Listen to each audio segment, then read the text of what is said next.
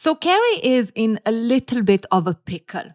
How do you deal with your ex? Should you be friends or should you just forget about one another and live happily ever apart? Let's continue our analysis of the famous Sex and the City, and even more famous, the relationship between Mr. Big and Carrie. If you came across this video, this is actually the part 6 of the analysis that I'm making. So, you can go to the first one and then you can really understand the whole development of who Carrie is and how she is looking at love and relationships. And you can use it to reflect on your own fabulous love life. We finished the last part seeing Carrie run out of the party where she met Mr. Big with his new thing, with his new gorgeous young woman, which made Carrie puke on the beach. Oh, God.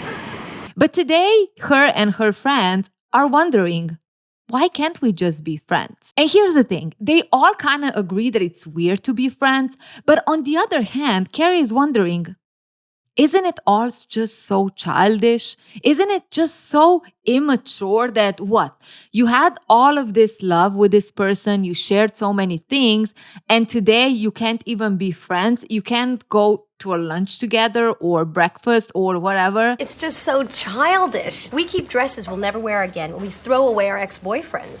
Now imagine Carrie in this day and age where it's even difficult to have friends. Yeah. She does understand that so far she never managed to just be friends with Mr. Big after they've broken up, but why not? Why can't they just be friends? Once you break up, where does that love go? If you love someone and you break up, where does the love go? To their next girlfriend. Yeah, I kind of agree with Samantha. Look, I can be smart about it. Can you be friends with your ex or you can't? Please let me know in the comments below how you feel about the whole situation.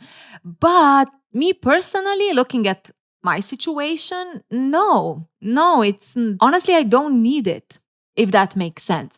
For me, it almost feels like we already shared what we had to share. I mean, if we meet each other, no problem. Hey, but to actually have friendship, to talk, to be friends in some way. But maybe I am immature. Or maybe I just don't want to give a fuck about things that passed. I promise, I'm a kind person. But for Carrie, let's chill a little bit. There is no way that the love she shared with Mr. Big is the same type of love that he's sharing with Natasha. Please. You see, according to Carrie, the love they shared was that one in a lifetime thing, that destiny, soulmate, but they just couldn't really come together. And that's something that you just have to live with it. While whatever he's sharing with Natasha, it's kind of like, okay, yes, you're having fun with a younger, beautiful lady. Woohoo. In Carrie's mind, it's not real. It's just to pass a good time.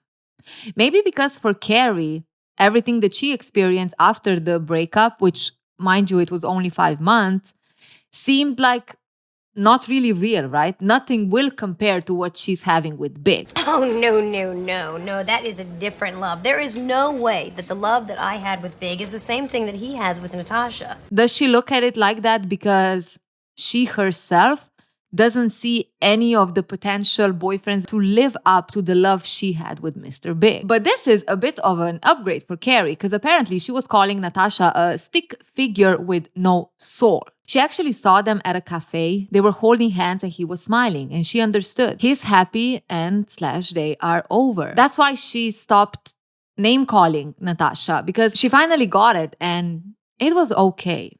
And it was okay. Natasha, what a bullshit name. Totally. Stupid. That's complete bullshit. One day, as Carrie is going through her clothes, she kind of decides that she's gonna call Mr. Big. I mean, look, she's being now a mature person. Why can't you be friends with your ex? They shared so much.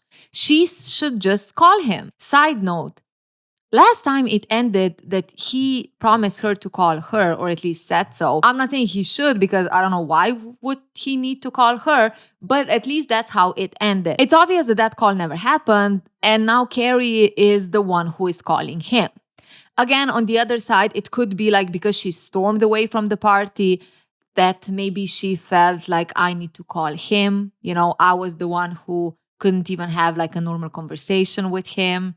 I personally think that this is another way of Carrie extending the first, look, everything is okay, I'm good, so they can be in each other's life. I don't know, a part of me kind of feels it that way, right? That she's again extending herself so she can be a part of his life in some kind of way, even if just friends. And look, I can get it. I can get from, when you are getting over lost relationship or the person that you lost, we talked about it last time. You don't really want to lose them when things are still fragile. Then down the line, you're like, they exist. Again, I promise I'm a kind person. But there are those moments where you feel like, oh, why can't we just, be friends, hang out? It didn't work out, but, there were good things. She's not really totally ready to let him go out of her life, especially when he is now back in New York. We never really see her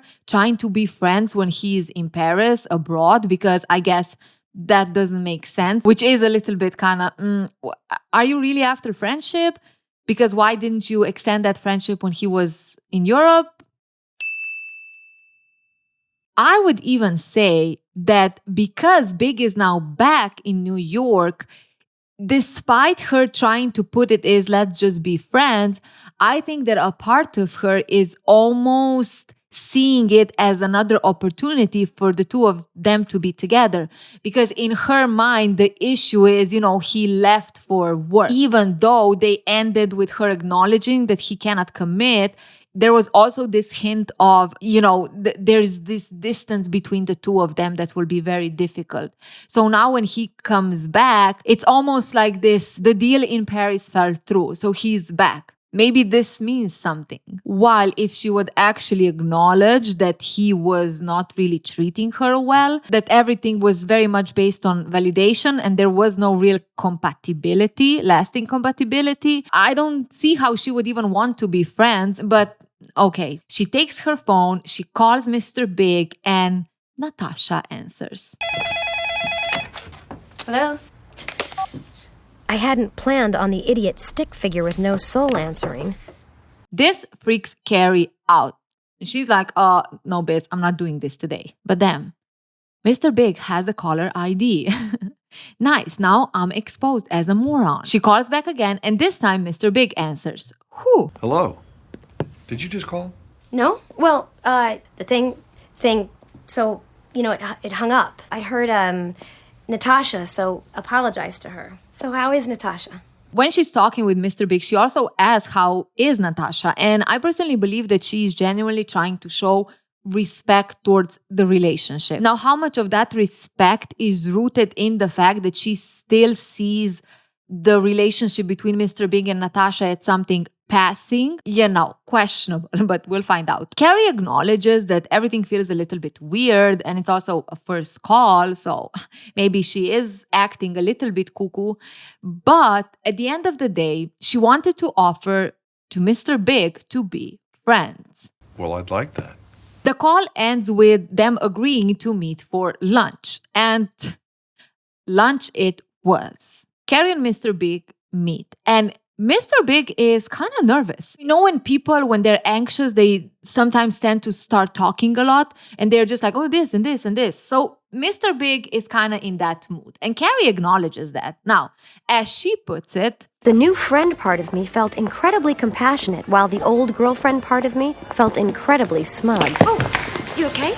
So this is almost the setup right now. Carrie sees that Mr. Big is nervous to meet her, while she feels a little bit more confident. Maybe also because she was the one that extended this friendship thing. So it's almost like, look, I'm the mature one. I don't have a problem. We can be in each other's life as friends. It does hint to there being a little bit of shift in power.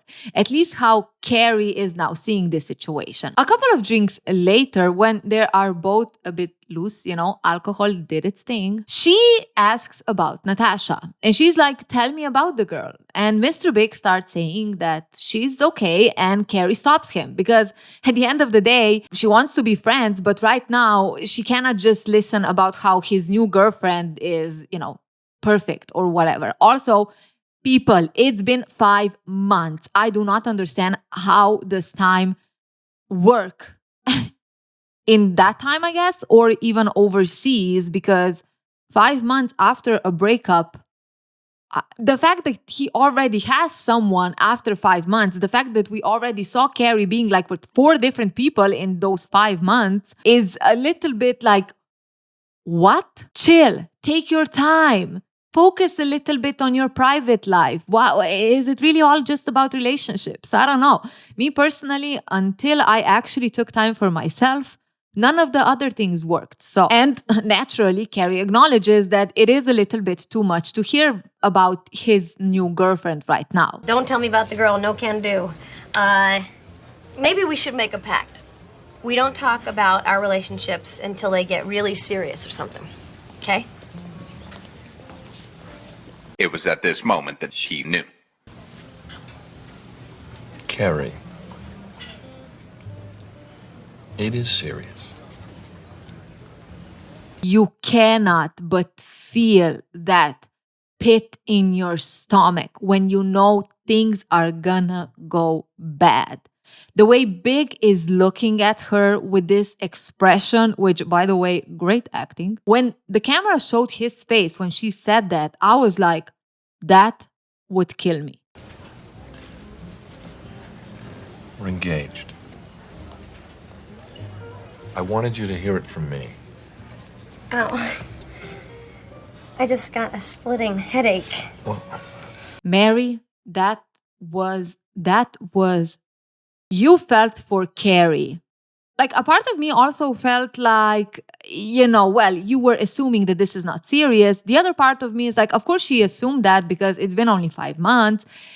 And also she has this idea that the reason why their love couldn't last or their relationship couldn't last is because Big has issues with commitment and he's afraid of committing to another person. Of course, he was nervous when they met. He was nervous because he knew what he's about to tell to Carrie, that he's freaking engaged after 5 months of them breaking up because he couldn't commit. That's why I said that the power that Carrie felt crashed and burned real fast. Carrie first needs a minute to even understand what is just happening, and then she flips. She is pissed. How can you be engaged? You have a problem with commitment, remember? In fact, you told me you never wanted to get married again, ever. She was basically played. That's how she feels right now. This man that ended the relationship, or she had to end the relationship because he was afraid to commit, because he told her that he will never get married again, is engaged with a new woman, with the girl 10 years younger than Carrie, with the typical type of woman that Big went for before he met Carrie, with the stick figure, no soul girlfriend. I do not like when people make a scene in public. But this was deserved. You string me along for 2 years and then you marry some 25-year-old girl after only 5 months? I did not string you along. Okay, yeah, right, fine, that's right. You didn't string me along. Now, would I love if Carrie in that moment would be able to compose herself, smile, look at him and say, "You're a fucking asshole. Get up and walk away."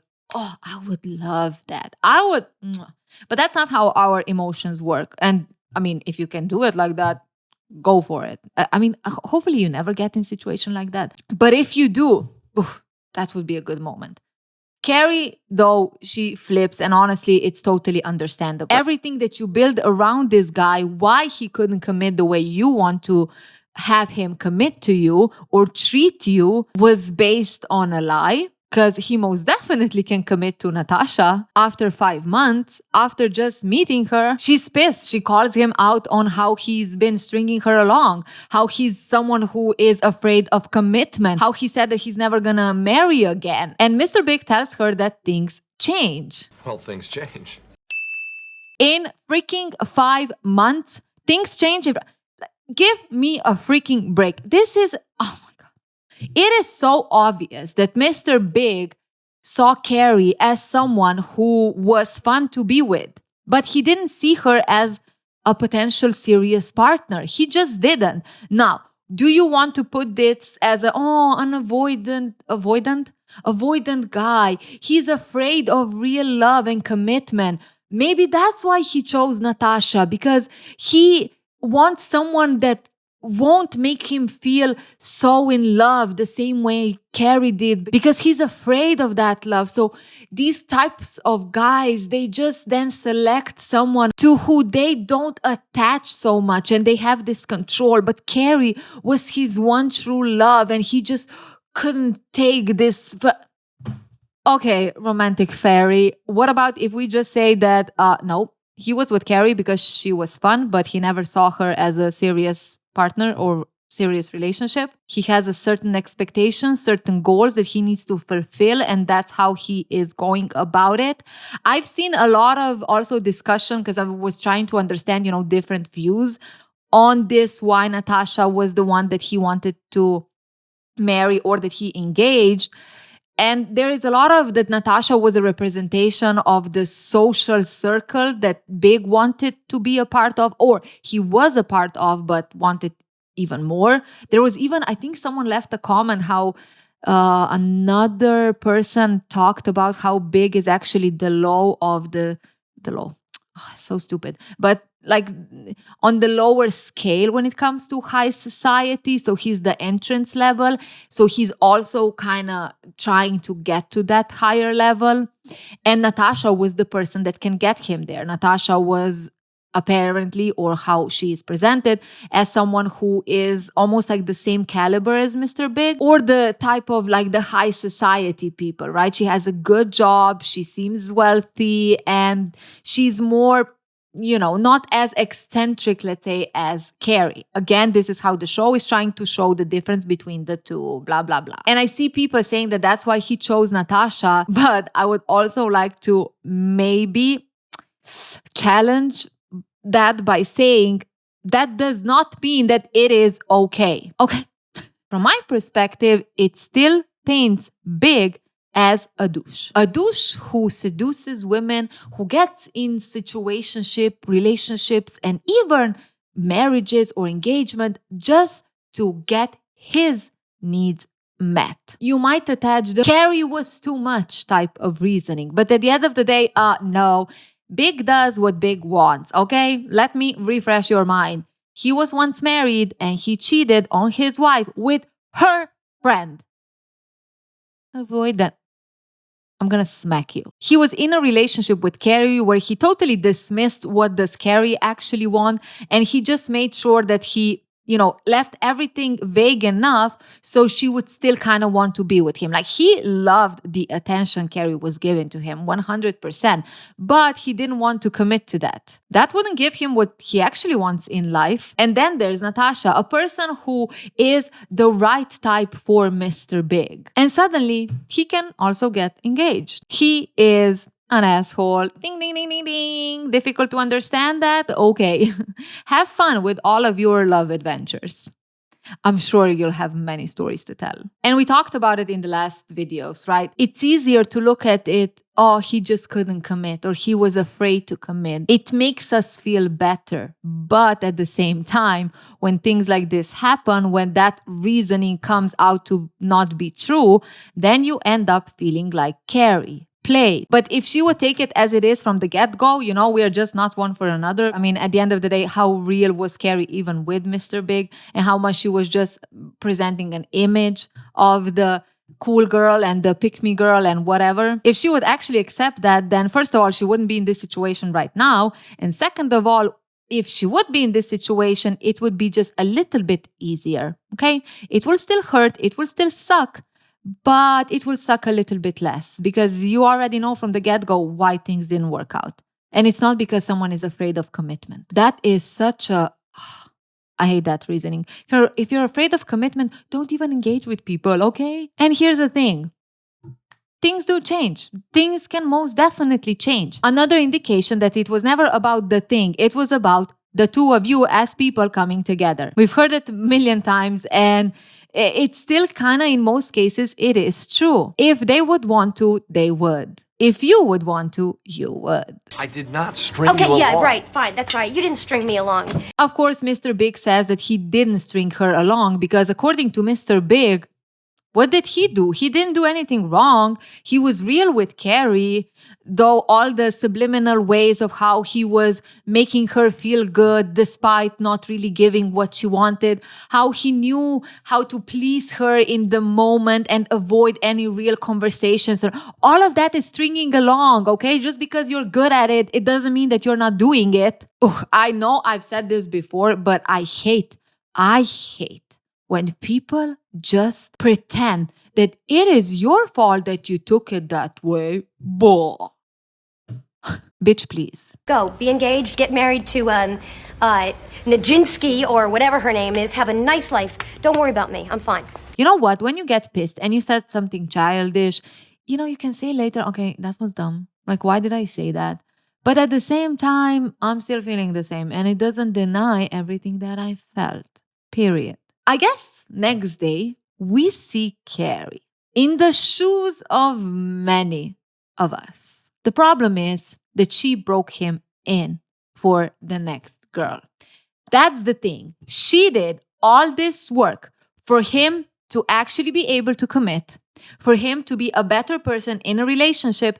And now another woman came and swooped everything that I worked hard to get him to do. I did. I broke him in, and now the idiot stick figure with no soul gets to ride him. I know, Mary, we've all been there. Here's the thing. That's just how things are. You might be with someone, date and blah, blah, blah. And there are so many things that this person is not showing up in the relationship the way you want them to show up. Or honestly, what would just be expected if two people want to commit to one another and create partnership. And then you end, and then that person actually learns something from it. Like that's the whole point. The point is that you're gonna learn something from it and probably do better in the next relationship. It goes both ways. It's almost like we want to say he does not deserve to learn that he shouldn't treat other women as shit, or whoever new is gonna come, because that was supposed to be with me. I'm the one who went through all the shit so you could be better with someone else.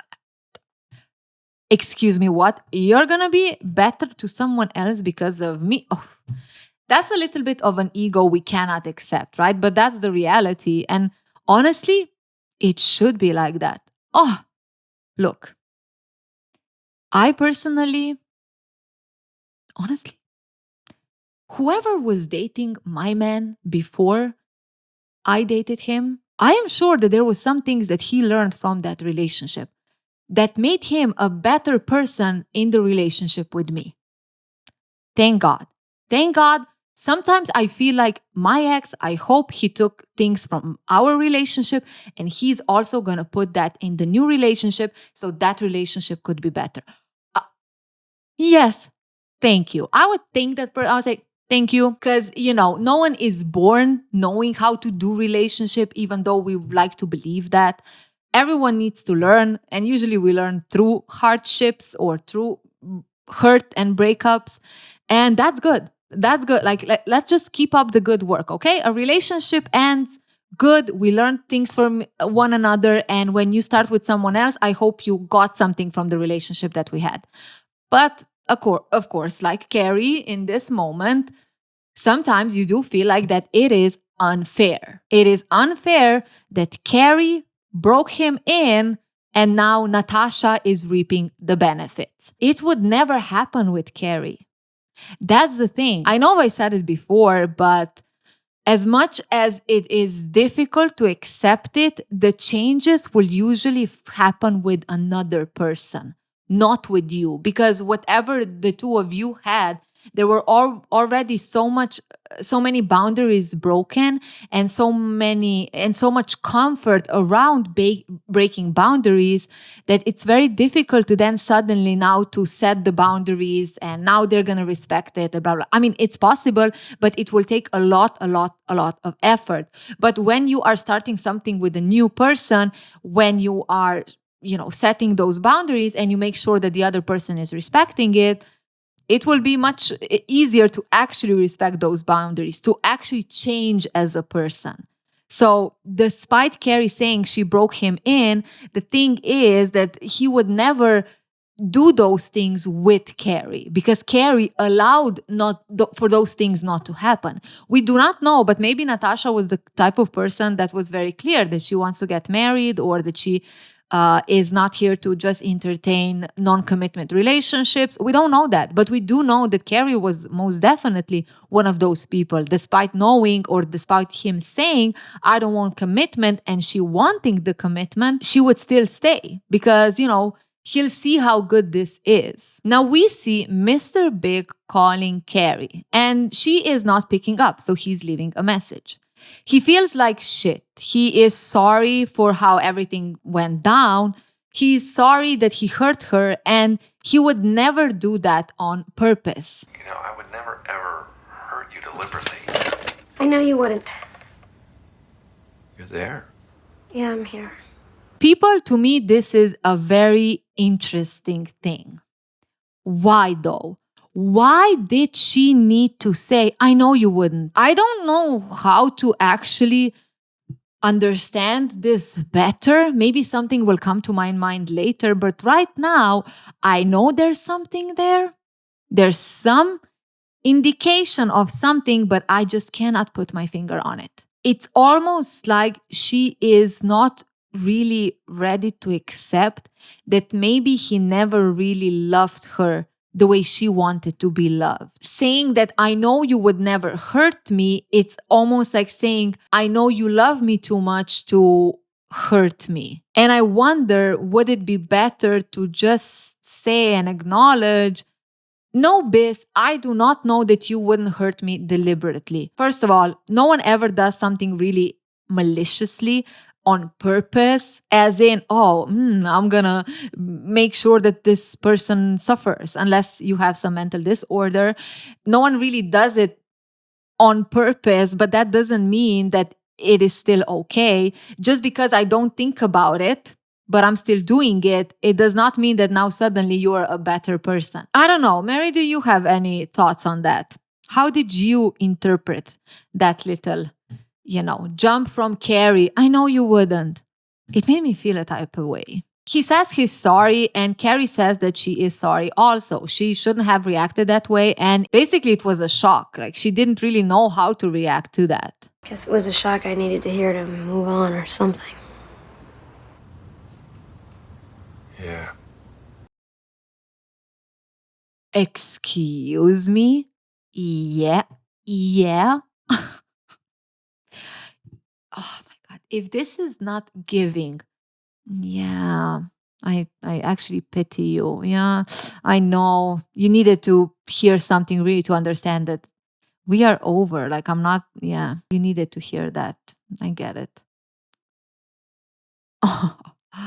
I don't know if I'm a prideful person, but right now it feels like it's good to be a prideful person. And maybe I am taking it too far right now, but the part of me that doesn't like the likes of Big feels like he is almost saying that at the end of the day, there's nothing wrong with him. They end the conversation with Carrie wishing him all the best. And honestly, I would like if Carrie was a little bit less understanding. You know what? Call me immature, call me childish, whatever. I do not fuck with, oh my God, we need to be adults. I'm an adult. I'm an adult by saying that you're an asshole. You treated me badly. You did what you did. You didn't even really apologize for what you were saying to me because, things change. And now I'm supposed to be the big person here. I do not know where did we come up with this feeling of grandiosity. It's like, forgive and you shall be forgiven. Because some people do not deserve forgiveness. And some people you don't need to have an understanding. Honestly, I do not feel that Carrie should have any understanding of the fact that Big is engaged with another person right now. No, she should not be friends with him. He is clearly not okay. He's clearly a selfish person. Again, it's been 5 freaking months. I would love if Carrie would say to him, no, you are not an honest person. You're not an honest man, and bye-bye. Because let me just make sure that I'm like covering at least the things that popped into my mind. If we say that he was just, he was always open for commitment, but just not with a person like Carrie, again, why are you with someone? Why are you stringing her along when you're not really willing to commit with her? Why are you telling her that you will never get married again? Why are you telling her that all habits die hard, referring to commitment and including her in your life decisions, blah, blah, blah, when the point is that it's not about the things, it's about the person? Asshole. On the other hand, let's say that after he broke up with Carrie, something in him was like, I just want to prove to myself and to whoever I need to prove that I am actually willing to commit, and I made a mistake with Carrie, but I'm not going to make a mistake with this person that now I am with. So what? Now you are stringing Natasha along? So now you are in the moment where you're like, okay, now I understand that I fucked it up with Carrie in freaking 5 months. So now I am willing to commit. The result, asshole again. Doesn't matter what way you turn it, the result is kind of asshole-ish. Period. I don't know. I feel like sometimes we try to be the wise and the adult and blah, blah, blah, when in reality, that's the dumbest thing that we can do. Sometimes people suck, and sometimes you just need to cut people off, and you don't need to be a freaking Jesus or freaking, I don't know what kind of spirit and guru and blah, blah, blah, and more than everyone else, because you can see, you can understand the hurt of you. No, biz. Some people are just assholes, so get away from them. I don't know when did we all wake up and just say, I'm going to be a sage today, and I'm going to forgive everyone and everything. And just to be clear, it's not about holding grudges and, holding this hate inside you for someone that treat you badly or whatever. It's more like you accept that they treat you badly. You let it go from life, but there does not need to be any understanding and forgiveness and blah, blah, blah. Why can't you just say, no, that was shitty and whatever. I gave them enough. I'm not going to give them any more, any minute, any second. That's how people actually become better. Carrie is out with her friends, and she acknowledges that it was stupid to think that she could be friends with Mr. Big. But who am I kidding? Big and I were never friends. We were something else. But she does wonder, why her? Why is Natasha the person that actually got to get Big? I mean, really, why her? And then we crash and burn. One word. Hubble. Hubble. Oh my God. Hubble. It is so Hubble. Who's Hubble? Now, I was like, Samantha, who the fuck is Hubble? But then, this is a freaking movie that I mentioned also in my analysis of the J-Lo movie, how, this greatest love story that was never told and kind of flopped. She also mentioned this movie, The Way We Were. And honestly, I need to watch this movie because it seems like it created the basis for many women back then that fucked up many women today. Okay? Please let me know. Have you watched that movie? And how do you feel about it? The fact that the reference in J-Lo movie made me kind of side-eye. What the fuck? What kind of movie is this? And now what happened right here, which I'm going to get into it a second, I'm like wondering, is this the movie that fucked us all way back then? Robert Redford is madly in love with Barbra Streisand. Katie. Katie. Oh, Katie, right? Yeah, but he can't be with her because she's too complicated and she has wild curly hair. Hello, Curly. Yeah? But at the end, he chooses the simple girl, the girl with the straight hair. Because sometimes some women are just too special, too out there, and men just cannot handle it. Men choose the person that they can have a simple life with. I know it pisses you off while I'm explaining it because that's how I felt. And that's how Carrie feels. Carrie feels that that's the reason why she wasn't chosen by Mr. Big. He chose the simple girl because the simple girl fits better in his life. It's giving I feel so sorry for him, but I feel sorry for him because I'm that good. Oh my God, give me a break. Seriously, I need to watch that movie. Please do not think like that. First of all, if someone chooses another person because they are more simple, it probably means that they are more compatible in whatever way. Now, are they both not in just pretending? That's another story. But at the end of the day, choosing someone with whom things are more simple is a good thing.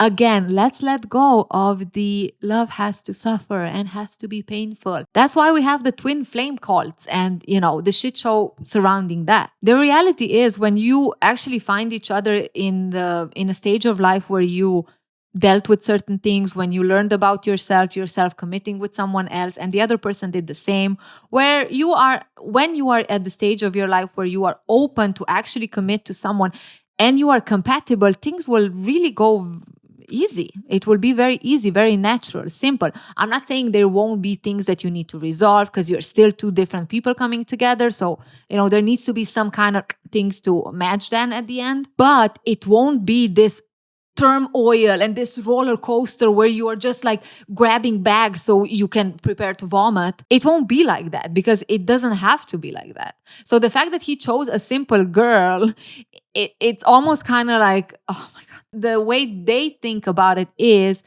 like I said before, right? Sometimes guys choose the women who would just let him do whatever he wants and be a good housewife at home. And the thing is that there are guys like that, but that doesn't mean that guy was actually your true love, but he just couldn't handle you or whatever. That just means that guy has problems, okay? He needs to work on some things and no woman will be happy with him. But the whole idea in the exchange that they have is, that's the reason, because I am too special. I'm too much for Mr. Big. And I get it. It does offer you comfort and blah, blah, blah.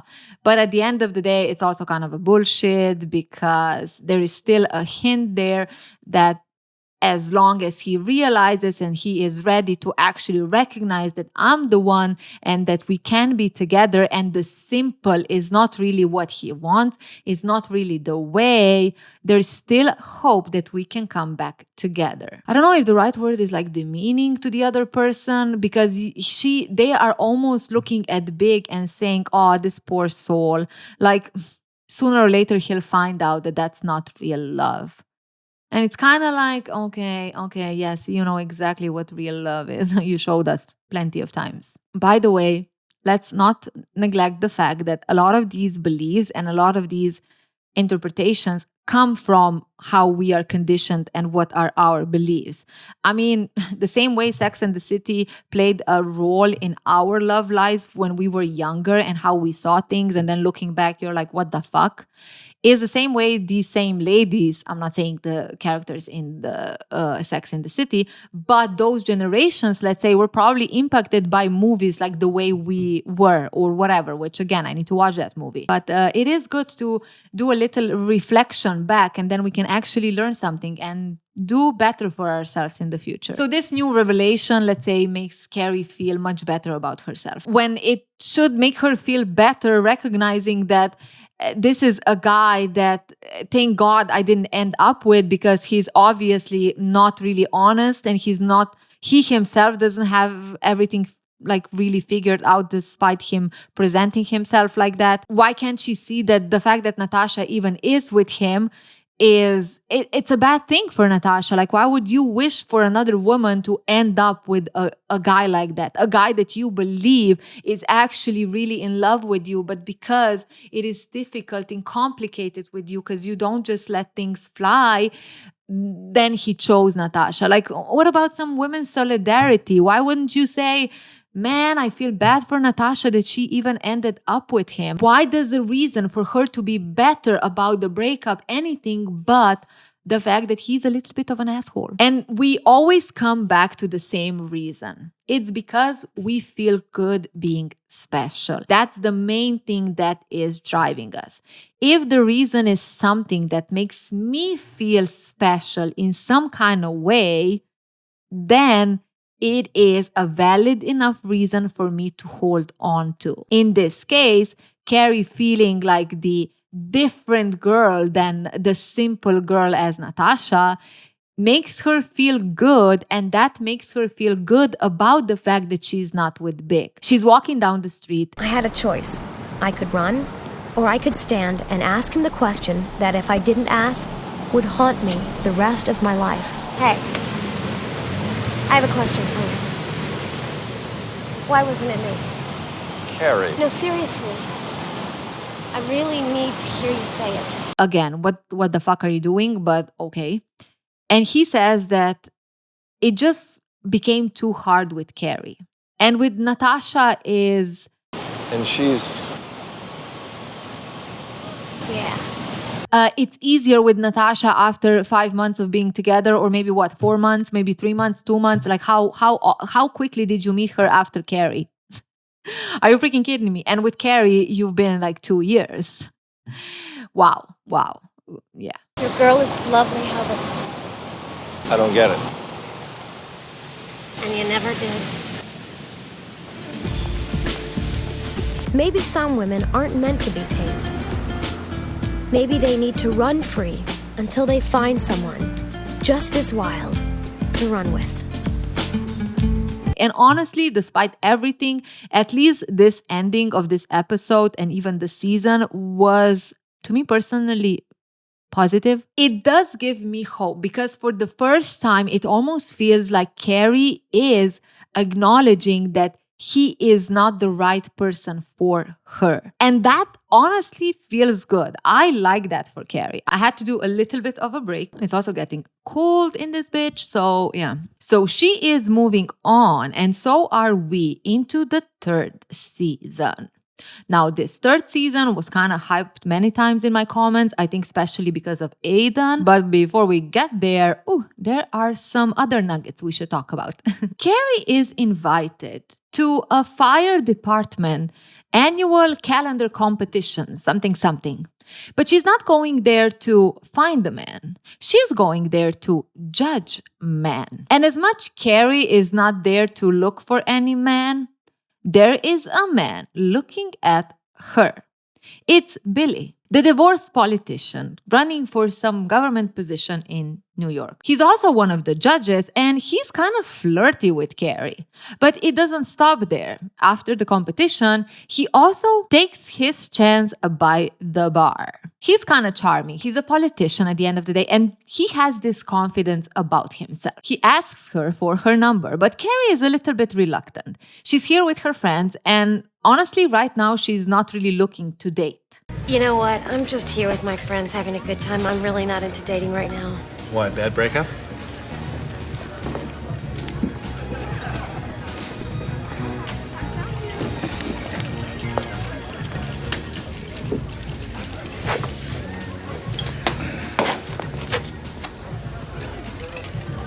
Mary? This was the pause of all pauses. It was like, what are aliens coming? Like, what are we waiting for right now? What does this pause mean? I was a bit confused with that pause. Can't you just say, yeah, it wasn't the best or something? But I don't know, maybe she just, it reminds her of the hurt. She doesn't want to think about it, and she doesn't really want to get into it. She doesn't want to give a vague answer, but she also doesn't want to explain the details. But despite that, our Billy Boy is persistent. Did I just call him Billy Boy? Have dinner with me. Oh my God. When a man cannot take no for an answer, don't your panties just get... I'm not gonna go even there, okay? If someone says, no, I'm not ready, I don't want to, blah, blah, blah, even if they're not so harsh and they're still flirty with you, but they kind of tell you, no, it is a no. It's not, oh my God, she wants to see how persistent I am. Okay, let's do this. Will he be persistent enough to break through her walls? Will he show her the hero that he really is? Or will he just take no for a no? And I know, Mary, I know what you're going to say now. I don't agree.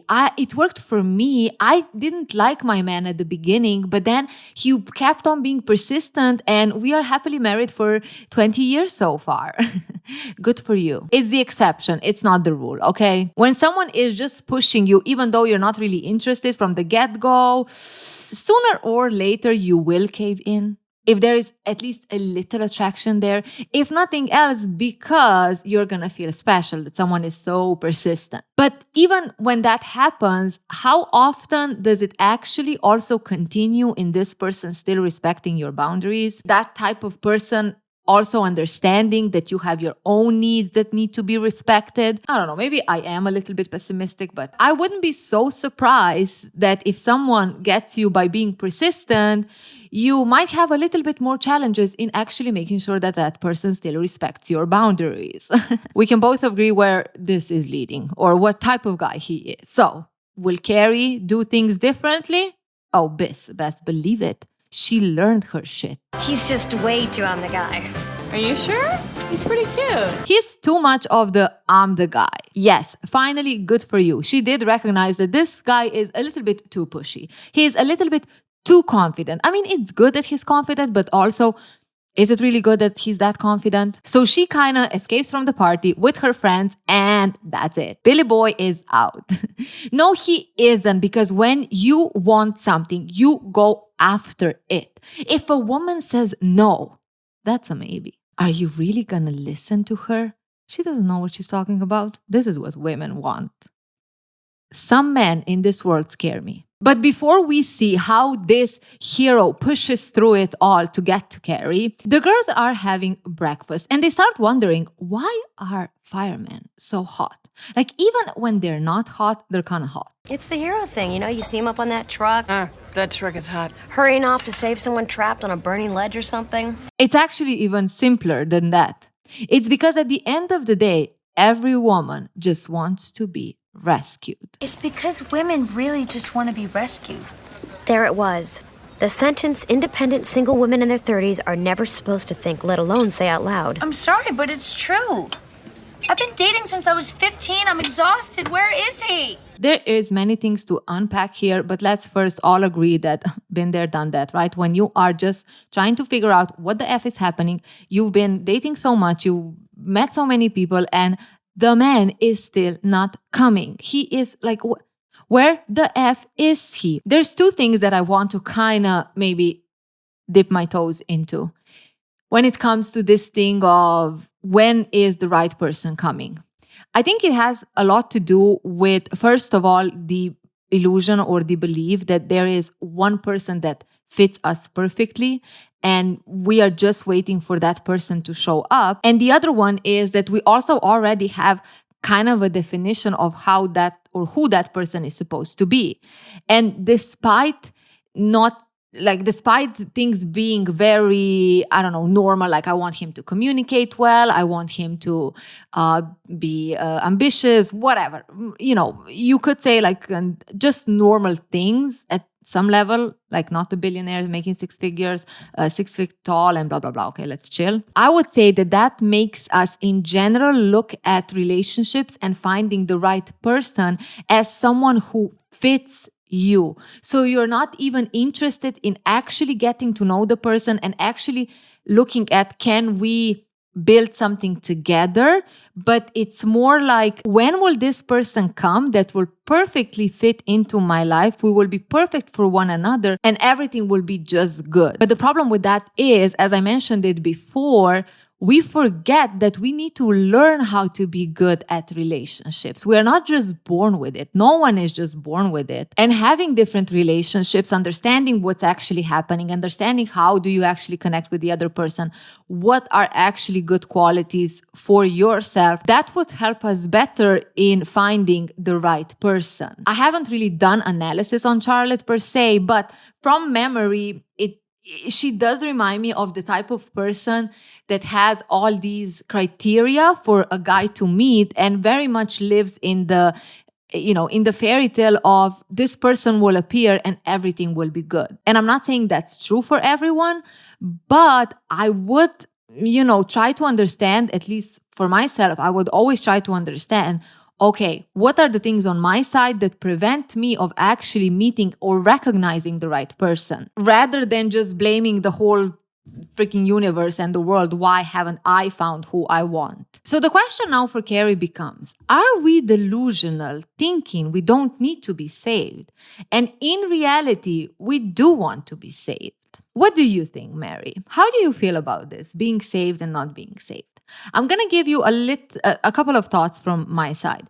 So the first thing is that being saved, unfortunately, is a wording that has very negative connotation to it, right? Very negative attachment to it because of the historical challenges that we had and still have sometimes as women, right? Especially in the context of getting our independency. We were always dependent on men. And that also kind of translated into we were being saved by men. When feminism started to make the first moves to actually get women's rights, of course, this thing of being saved became a threat to our independency, because you don't need a man to live a good life, to be able to even survive in life or in this world, in these societies. At the same time, all the stories that we grew up with were about a guy, a man, being the hero who saves the lady, the girl, right? So being saved does make us twitch a little bit. But the reality of it all, from my perspective and my understanding, is at the end of the day, we are saved. We do want to be saved, but it goes a little bit beyond or deeper than that. It's the being saved in the context of the natural human tendency to connect with another person. And it goes beyond gender. It goes beyond the roles that we have. The man is the one who saves and the woman is the one who is being saved. At the end of the day, all men, women, non-binary, like I said, transcends gender. When they get into the relationship that it's healthy for both of them, they do feel safe.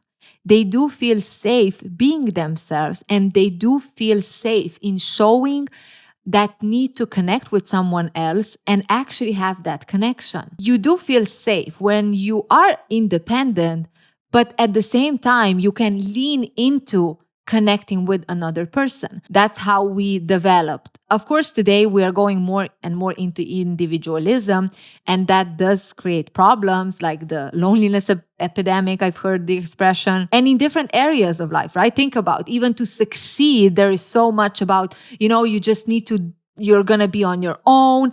Don't waste time with spending with people that don't try to build you, blah, blah, blah, which all good and fine in general, right? If you, let's say those were the paths to build success for some people, I guess. But at the end of the day, that does not mean that it is okay to be alone and that we feel powerful being alone. We most definitely don't. We feel very, very weak and very, very unsafe when we cannot connect with another person. When we don't have friends, we don't have people that we can just have a normal chat with.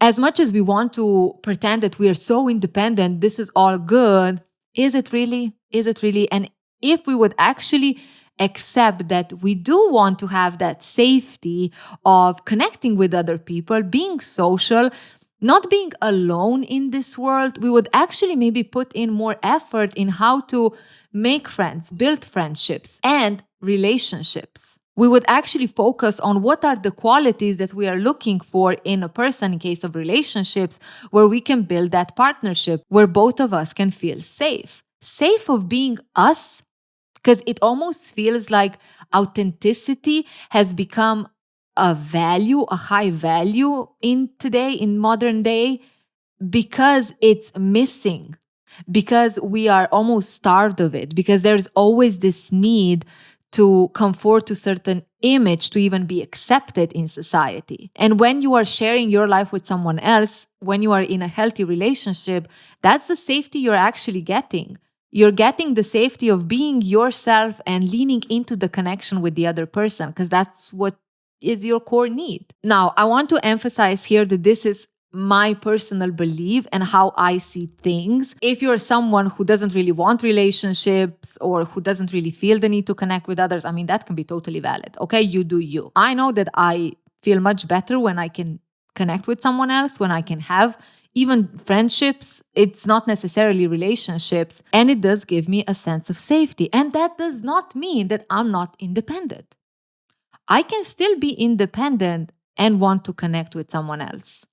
It's not one or the other. But like I said, because of so much historical, things that are around independency, in this case, especially for women, pair that with the need to be independent and, follow your dreams and your success and blah, blah, blah. It almost became a synonym for being alone, which I don't really believe that's true, nor do I want to believe that's true, okay? So when we say being saved, let's not go to one side of the spectrum. If I'm someone who says that I want to be saved by a man, that means that I want that perfect guy that will appear and they will just make everything better and I can just lean into it. Because if you find that kind of guy, it's probably there's something toxic there, okay? There's something there happening that won't become very healthy. That's at least from my experience or understanding of relationships. On the other hand, if you're someone who is totally independent and wants to make sure that the guy does not even for a second think that I need him in some kind of way, shape, or form, that also creates a lot of blockage for the two of you to actually connect. If we look at the Sex and the City cast, the spectrum of being safe is typical Charlotte, right? She's just looking for someone who will tick off her fantasy idea of a man. On the other side, we have also Miranda, who had her own experience in letting go of independence or the need to enforce her independence to actually connect with Steve. So yeah, being saved sounds really bad, but if you look at the big picture, at the end of the day, we all just want to be saved, meaning we just want to be authentic with the other person and build and share this life together. Both of us. 3 people, 4 people, 5 people. I don't know where I'm going with this, but I want to be inclusive. Carrie is walking down the street, returning home from her shoe shopping spree. And there he is. The hero made his way through. Despite the obstacle of the person telling him no, he managed to find her apartment, sit on the stairs, and get another chance again. Yes, it's our Billy boy. By the way, since I watched the series I'm most definitely not looking at Billy and thinking, oh my God, he is so into her. I mean, wow. And I'm looking at Billy thinking, one day you're going to kill me, right? How many of you, when you watched the first episode of You, were like, oh my God, he's such a good guy. I wish someone would be so persistent of keeping me safe and checking how am I doing, what am I doing, just cute, following me around because he's so in love with me too. Man, I'm dumb. I am dumb. Yeah, that show took me on a roller coaster of emotions. But wait. He is here on business or official politician, whatever. He brought the forms for her to vote. I took the liberty of filling out your name. Under occupation, I put heartbreaker. Oh my God, if I haven't fallen in love so far, I'm already getting pregnant just listening to him, is what a disturbed person would think. Okay, maybe not disturbed, but a bit more naive person would think. I mean, at the end of the day, who doesn't want to be named Heartbreaker? You're telling me I hold that much power? Stop it. He asks her for a favor, to join him at some event to do for some political thing. And why is that? Because I have great accounting. And also, for the record, I can't stop thinking about you. I get it, Billy. When you get rejected, what you actually want and you're not used to that, oh, it fuels you with the will to get that thing or person in this case. Mary, is this the one for Carrie? You know how the best love stories start with, I didn't like him at first. Those stories are bullshit, okay? Oh my God, I didn't like you at the beginning, but now we're so perfect together. Although I kind of don't like seeing your face every morning I wake up, but it's good. No, I'm not saying that's what happens, but that's the vibe that it's giving me when I hear those stories. I'm like, oh, okay, you didn't like them at first. What made you change your mind? I bet it was healthy. Man, I need to chill. I'm being too mean. I know. It's the matcha. But seriously, how many of those stories then also end with, oh my God, I knew it from the get-go. My gut was telling me the first time I laid my eyes on them.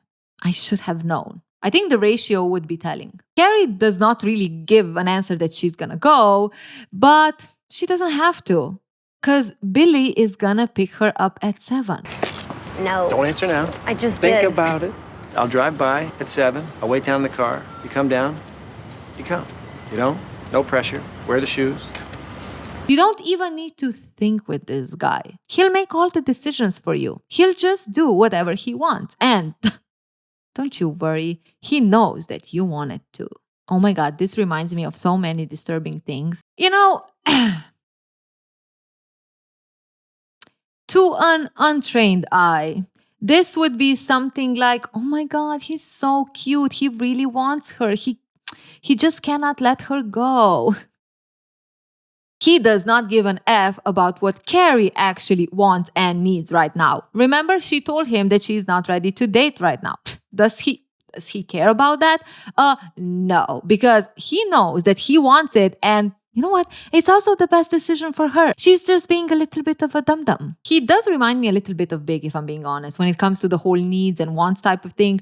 I do think that Big was much less direct, like he was a little bit more indirect in his ways of getting what he wants, while our Billy boy, he's just like, this is what I want and this is how we're doing things. And you might then think of, oh my God, he's so confident. He knows what he wants and I like that. Do I like that he doesn't really care what I want or need, or the fact that he doesn't listen to me or respect me? Details. It's 7 p.m. He's down at the limo calling Carrie and she just lets it go to a answering machine voice. It's obvious that he's been waiting for some time and he's gonna give her another 10 seconds. And if she doesn't come, then he gets it. She rejected him and he's just gonna leave. The 10 seconds pass and his limo drives away. Now we see Carrie all dressed up, actually ready to go to this event. But despite that, she still felt very reluctant to actually go down and go with him. And the whole part of me is like, yes, good Carrie, you should not go. There is a small part of me that it's also like, if you would really get why this guy is not good for you, if you would really recognize that your needs and wants are again not respected, you wouldn't even be dressed up, okay? You would be eating chips, watching TV, not even caring that he's downstairs, because he's the one that's lunatic that doesn't take no for an answer. Not your problem. So that kind of tells me that there's something that will happen and I will not like it. And here it is. Carrie calls Miranda. Friends are always there to give you the best advice. I don't know what I'm doing. Okay. I'm standing here, fully dressed, watching that politician guy drive off to Staten Island without me. Why? But Miranda gets it. Big. You're terrified of getting hurt again. There it was. The phrase single independent women in their 30s are never supposed to think, let alone say out loud. Yep, okay, gotta go. And that's it. That's all Carrie needed to be reminded of. She needed to remember that Big did hurt her, but he's not gonna hurt her anymore. So she's gonna go to the party and start dating Billy Boy. I do not know why I keep saying Billy Boy. It sounds good. People, here's the thing. I've said it before. Friends do fuck up also. Friends with their advice sometimes totally miss it. Miranda took a swing and she was she didn't even hit anything. She was just turning around with her swing. First of all, she does not even know anything about this guy. And yet she is convinced that the fact that why Carrie doesn't go out with him is because she is hurt because of Big. Not because maybe Carrie has some kind of gut and understanding that this guy is not the best and, she shouldn't go with him. No, for Miranda, the only reason is that she's afraid because Big hurt her. And what's even more effed up is that Carrie likes that. Carrie is so happy to get that advice from Miranda or to hear that from Miranda because, well, now she can date Billy Boy. Now she can go back to the cycle. And it almost feels like she's not doing that because she actually likes this new guy. She's doing it because Mr. Big is not gonna fuck up her life even more. That's the vibe that I'm getting. Look, there are times when you are not allowing yourself to date other people, even though they're good for you, because you are afraid and you experience hurt, okay? That is totally relevant. It can totally happen. It happened in most of cases after a breakup. But it does not mean that every person that you meet and you feel some kind of hesitance to date them, it's because you are afraid when you shouldn't be afraid. Sometimes it's not the fear, it's your freaking gut feeling. Some part of you might have figured out and sniffed out that this person has some qualities that did not prove good in the past. And I personally believe that that's what's actually happening when Carrie is meeting Billy. Some part of her is recognizing, she said it at the beginning, that he is too much of I'm the guy. At the same time, he is not really respecting her needs or what she wants. She told him that she's not ready to date. But because there are parts of him that are also different than Big, for example, while Big was very indecisive in some way or vague, because he wasn't indecisive, he was just vague with Carrie, so she can then interpret however she wants. Billy is very direct. Billy is very clear that he wants her. And that's what Carrie was also missing with Big. She was missing for Big to claim her as his. And Billy is already doing this now. I don't know. I feel like this whole situation was a shit show and Miranda just gave Carrie the perfect excuse for her to go back to someone who is not really good for her. I mean, there is no way a man is good for you if he doesn't even respect what you want and need. Period. Another thing that I think played quite a role in how all of this went down and is something that I think we struggle with a lot in general. Trusting that your boundaries and your needs are the right thing. If we look at Carrie, she recognized that she's not ready to date anyone. She recognized that it was a bad breakup. She also recognized that this guy is too much of a I'm the guy type of guy. And she also set the boundary with him that she doesn't want to date him and is not ready to date. But because her boundaries were challenged so many times, right? He didn't accept no for an answer. Not one time, but like 3 times. First in the bar, then on the stairs, and then on the phone, that each time Carrie was closer to doubting her boundaries. She was closer to looking at everything and saying, is it really the right thing that what I'm doing? Is it right that I don't want to date right now? Is it right that I don't really like this guy that much? Because the fact that he is so persistent and so into me and so direct in showing me that he wants me, in comparison how Big didn't do that, maybe I'm wrong. Maybe I'm exaggerating. So when she got this advice from Miranda or this, potential reason why she feels so reluctant to go, it was the perfect last push that Carrie needed to not respect her boundaries anymore. When you are someone who is trying to set their boundaries in a more healthy way, who is trying to respect their needs, there is doubt that is attached to it. because you're actually struggling with that. If you were never good at that, even when you're learning to do that, it's not like, oh, now I just know it and that's it.